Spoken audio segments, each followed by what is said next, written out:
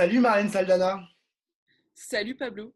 Alors, tu es comédienne, danseuse et performeuse. Et si on t'a invité aujourd'hui, c'est parce que tu es l'une des signataires de la tribune Lettre ouverte publiée dans Le Monde la semaine dernière pour appeler le président de la République à réparer l'oubli de l'art et de la culture dans la réponse à la crise actuelle liée au coronavirus. Alors hier, le président vous a répondu après une réunion avec une dizaine d'acteurs et d'actrices de la culture. Il a notamment annoncé une année blanche pour les intermittents et les intermittentes du spectacle. Tu l'as écouté, toi? Tu as été rasséréné par ces annonces quant à ton avenir de comédienne?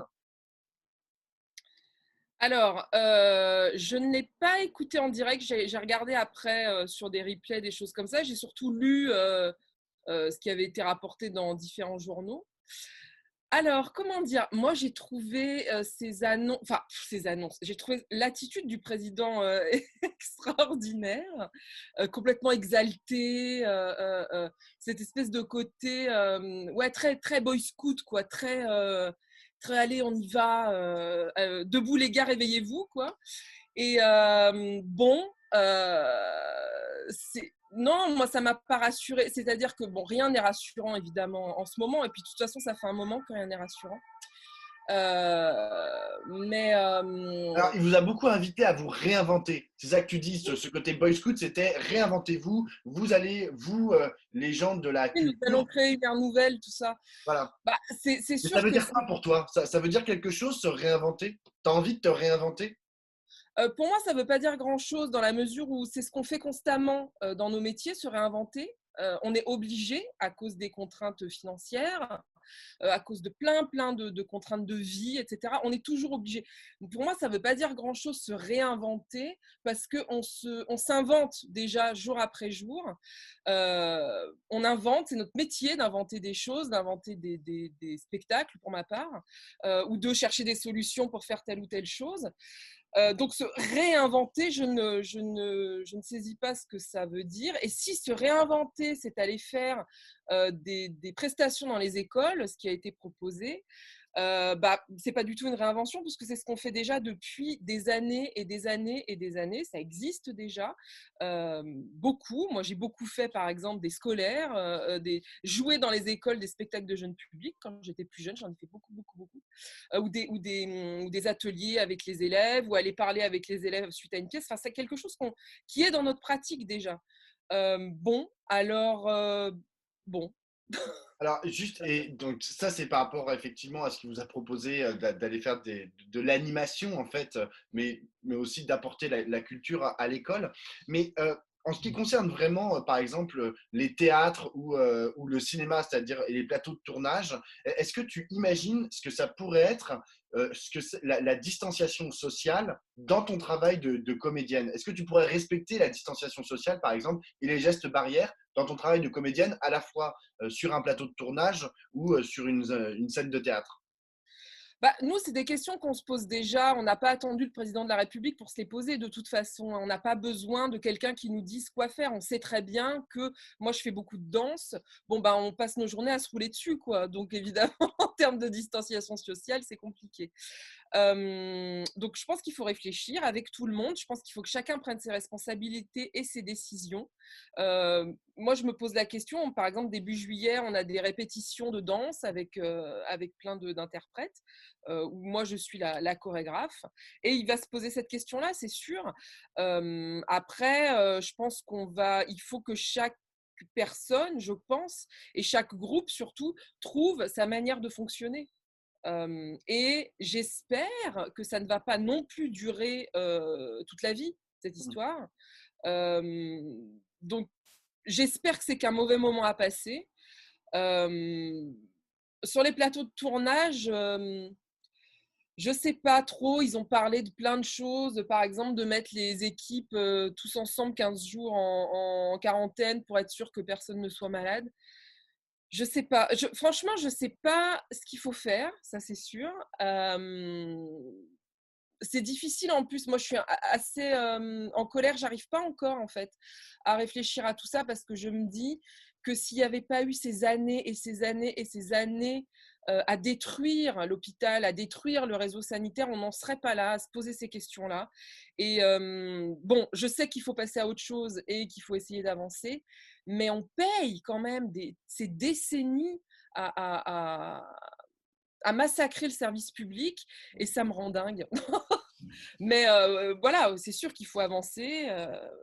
Je ne sais pas, je ne sais pas. Tu penses que genre t'es prête à enfourcher le tigre comme a dit Macron? Et Non, moi, ça, comme je l'ai dit hier, je sais que c'est ridicule, ça me fait penser à Tiger King, cette série. Je me dis, ce n'est pas possible une que le série mec qui a documentaire écrit sur ça n'ait Netflix. pas pensé, parce que le monde entier a vu ce truc, et quand même, enfourcher le tigre. Alors, hier, je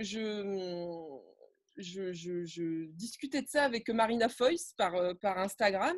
Et tout d'un coup, je me suis dit, mais en fait, c'est Clémenceau. Vous savez, c'est les Brigades du Tigre. C'est ça, en fait, enfourcher le tigre. C'est le côté Clémenceau du président de la République, ce côté la nation, on y va, la patrie, allons-y. Hyper Bon, viril pour le coup. pardon.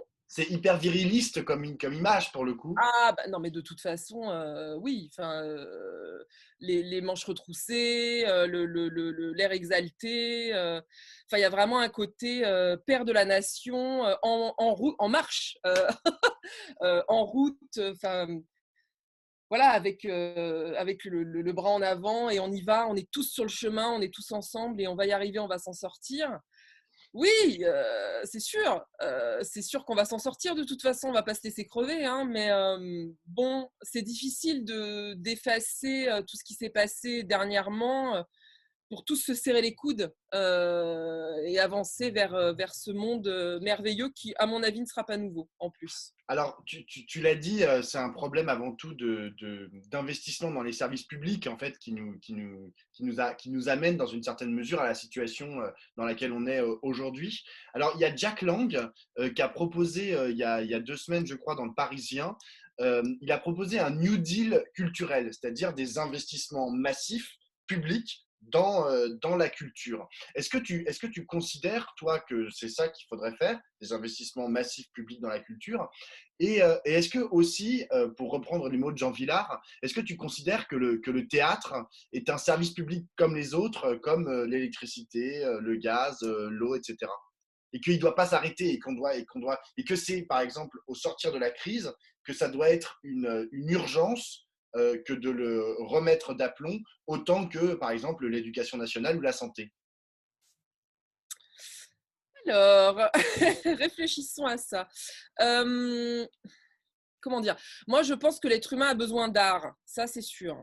Euh, pour, euh, pour vivre, pour imaginer la suite, mais pour vivre tout court, c'est dans le Roi Lear qu'on dit, ah, je fais ma théâtreuse, où à un moment il dit à sa fille de ne pas discuter le besoin, parce que si, en gros, si l'homme ne pensait qu'à faire les choses naturelles pour lui, il serait comme une bête, en gros. Euh, voilà, moi je pense que c'est l'art dans son ensemble, le théâtre, parce que le mot culture c'est toujours compliqué, je trouve moi de l'employer. Donc le théâtre, la peinture, enfin qu'importe, le cinéma, etc. On le sait, on en a besoin, c'est présent dans nos vies de plus en plus d'ailleurs, par d'autres biais comme les plateformes, etc. Après, moi, je travaille dans le théâtre public depuis toujours, donc je ne vais pas vous dire le contraire, que c'est super quand ce sont des fonds publics qui soutiennent la création. Euh, Moi, je suis complètement pour ça, mais un New Deal, c'est-à-dire que c'était ça avant. En fait, c'est presque réparer ce qui était avant. Enfin, tu cites Jean Vilar. Jean Vilar, c'est les années 50, quoi. Euh, donc c'est la grande époque. Enfin, non, c'est pas les années 50, c'est les Si, années si, si, 50. si, si, si, bah, c'est le premier festival d'Avignon C'est en d'Avignon, 48. 40 et quelques, ouais. Donc c'est des idées. En fait, c'est des idées d'avant qu'on a complètement oubliées. On a essayé de faire autrement, et puis autrement, ça marche pas vraiment en fait. Euh, Mais alors, on les a oubliés, mais on a aussi essayé de les réinventer. Moi, ça m'a un peu interpellé ce qui s'est passé, notamment dans le secteur du spectacle vivant, avec tous ces théâtres qui se sont arrêtés avec le confinement et qui ont essayé de multiplier les initiatives, en fait, pour, entre guillemets, entretenir leur public. Donc, ils ont fait des vidéos YouTube, des publications Instagram, des concerts online, je sais pas quoi. Et il y a le metteur en scène Thibaut Croisy a même parlé de culture qui n'aura pas mis 48 heures pour se dévoyer en animation. Est-ce que pour toi, c'est quelque chose que tu crains, que du coup, la culture, à l'heure du confinement et peut-être post-confinement, ne devienne plus qu'une animation, un truc entertaining, quoi? c'est pas que je le crains, c'est que après, moi, je me dis, c'est aussi ce sont des réflexes pour ne pas mourir. Alors, moi, je trouve pas ça. Je trouve pas ça. Regarder du théâtre à la télé ou sur un ordinateur, c'est pas le théâtre, quoi. Ça, c'est sûr. Je pense que le public n'est pas idiot et le sait. Parce que les personnes qui regardent le site internet du Théâtre de la Colline ou du Théâtre de la Ville, c'est pas malheureusement tout le monde. C'est le public du Théâtre de la Ville, du Théâtre de la Colline, etc. Et ce public-là, euh, euh, je pense pas qu'il préférera regarder du théâtre par le biais d'un écran. Quand ce sera possible, je pense qu'il préférera revenir dans la salle, ça c'est sûr. Donc, non, moi, je crains pas ça, en fait. J'ai complètement confiance dans le fait, et surtout, je parle de ce que je connais, le public du théâtre public, c'est quand même un public un peu exigeant en termes de pensée, en termes de ce qu'on lui raconte, de ce qu'il voit. Donc, moi, je pense que les gens vont revenir au théâtre et que, les écrans ou Internet ou la télévision ou je ne sais quel autre moyen ne prendra jamais la place du théâtre. Pour le cinéma, c'est peut-être un peu différent parce qu'on commence à s'habituer à regarder les films dans notre salon avec notre couette, notre plaid, etc. Bon, moi, j'aime aller au cinéma parce que j'aime être avec des gens et l'écran, etc., etc.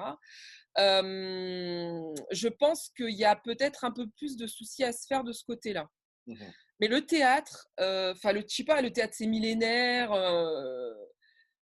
Le théâtre c'est un public ensemble, qui soit de 2 personnes ou de 1000 personnes. Oh là, ça c'est la cité de la peur. C'est parfait comme référence. Alors après, on peut employer les mots de célébration, etc., mais c'est quand même ça. Je veux dire, c'est se retrouver pour regarder un spectacle en vrai, quoi. Donc, non, moi, je pense que ça ne mourra jamais. Théâtre, danse, enfin, tous les arts, opéra, etc. Alors, j'ai une question qui est un peu directe, enfin qui est un peu brutale, tu vois, voire presque vulgaire. Mais Vas-y. donc là, en gros, ce qu'a annoncé Macron, c'est une prorogation des droits des intermittents automatiquement jusqu'à 2021, a priori août 2021. Donc, Pas automatique. Il y a quand même beaucoup de bémols, hein, mais bon. donc vas-y, bah, tu nous parleras de ces bémols. Mais non, mais et justement, en fait, qu'est ma question. Est-ce que ça veut dire que les intermittents sont en vacances, vont gagner, en fait, vont avoir un salaire automatiquement jusqu'à août 2021 sans avoir besoin de travailler aucunement? Mais Vas-y. oui, ça veut dire ça. Non, pas du tout. Bon, alors déjà, il y a des bémols, hein, il a quand même dit je souhaite que.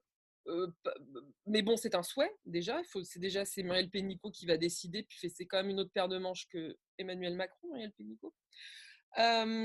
Et puis ensuite,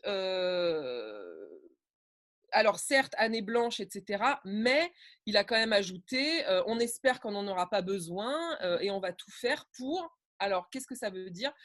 Donner des heures aux gens pour qu'ils puissent faire leurs heures, pour renouveler leur statut sans avoir besoin de passer par ce dispositif qu'on ne sait pas ce que c'est, euh, pour avoir l'année blanche jusqu'en août 21. Moi, je trouve ça pas clair, mais pas du tout, quoi. Donc ces heures offertes, non, proposées, ça serait quoi? C'est comment on va mettre ça en place? C'est comme au Pôle emploi, quand on nous dit au bout de 3 travails, refusez, vous perdez vos droits. Donc, si vous ne voulez pas aller faire l'animation, parce que tout le monde n'est pas capable de faire ça. Tout le monde n'est pas capable d'être devant des enfants et de leur apprendre quelque chose, ou même, voire même de les divertir. C'est peut-être encore plus dur, de les intéresser à quelque chose. Tout le monde ne sait pas faire ça. Enfin, je veux dire, ça s'appelle la pédagogie. Tout le monde n'est pas pédagogue. Il y en a même très peu. Donc ça va être ça, ça va être, quand on refuse, enfin, je comprends pas en fait quelle est cette proposition. C'est pas clair du tout et les gens ne vont pas être en vacances puisque de toute façon en août 21, il va bien falloir avoir fait les 507 heures pour renouveler. En fait, ça repousse le problème tout simplement. Et ça va. Moi, je pense que les gens qui vont être le plus impactés, ça va évidemment être encore une fois les plus précaires, ceux qui ont le plus de mal à faire leurs heures. Ben, ils auront encore plus de mal à faire leurs heures. Donc, ils vont être obligés d'accepter de faire tout et n'importe quoi pour avoir des heures payées par le gouvernement. Enfin, je ne comprends pas en fait. Alors justement, tu parles des plus précaires et j'en viens à ma dernière question parce qu'il y a aussi les travailleurs à contrat court qui échappent en fait au régime Ah oui, de complètement. l'intermittence. Et alors pour eux, il n'en a pas du tout parlé hier, il n'y a eu aucune annonce à leur sujet. Toi, ça t'inquiète, ça te... Bah, ça m'inquiète beaucoup parce que, alors, si on peut parler de chiffres, les chiffres varient hein, selon les sources, mais enfin, il y aurait quelques 270 000 intermittents du spectacle en France et 1,3 million de personnes qui travaillent autour enfin, qui vivent dedans ou à côté du système culturel. Voilà, okay, d'accord. Donc, il reste 1,1 million de gens qui font quoi? Enfin, qui font comment pour je sais pas, payer leur loyer, acheter à manger. Les jeunes, enfin, je me dis, oh là là, les jeunes, ceux qui je sais pas, font des écoles de théâtre ou d'art et qui font un petit boulot à côté pour vivre, comment ils font? Oui, tous les gens qui dépendent des festivals, les restaurateurs, les gens dans le, je sais pas, même dans le Les loueurs, transport. enfin, les chauffeurs routiers, les gens qui transportent tous les décors, tout ce qu'il faut pour faire du cinéma ou du théâtre ou de l'opéra ou que sais-je. Enfin, je veux dire, qu'est-ce qu'ils font ces gens? Qu'est-ce qu'on leur propose? Alors, on m'a raconté qu'il y avait un truc mis en place pour donner 250 euros aux jeunes qui n'avaient pas assez d'argent pour subvenir à leurs besoins et qui faisaient des petits boulots auparavant. Mais enfin, je veux dire, 250 euros, par exemple, quand on habite à Paris, c'est quoi? Enfin, c'est un demi-loyer quand on a de la chance. Enfin, qu'est-ce qu'on va proposer à ces gens-là? Qu'est-ce qu'ils vont devenir? Enfin, c'est très inquiétant. C'est très inquiétant, c'est sûr. Qu'est-ce qu'on leur propose? Est-ce que aussi il faut qu'ils aillent? Alors les pauvres gosses, ils vont être vachement sollicités, quoi. Ils vont avoir toute la journée des gens qui vont venir les divertir. Enfin, oui, oui, c'est très, très inquiétant, très Donc, inquiétant. Et il y a, aucune solution. il y a là donc matière à une seconde tribune pour défendre tous ces gens qui vont échapper en fait à cette année blanche qui a été proposée et aux quelques, parce qu'il n'y a pas qu'une année blanche qui a été proposée, hein, il y a aussi d'autres dispositifs pour le cinéma, pour les auteurs, etc. Mais il y a quand même plein de gens qui échappent à ça et ce sera peut-être l'occasion d'une seconde tribune dans le monde. Merci beaucoup, Marianne Saldana. De rien. À bientôt.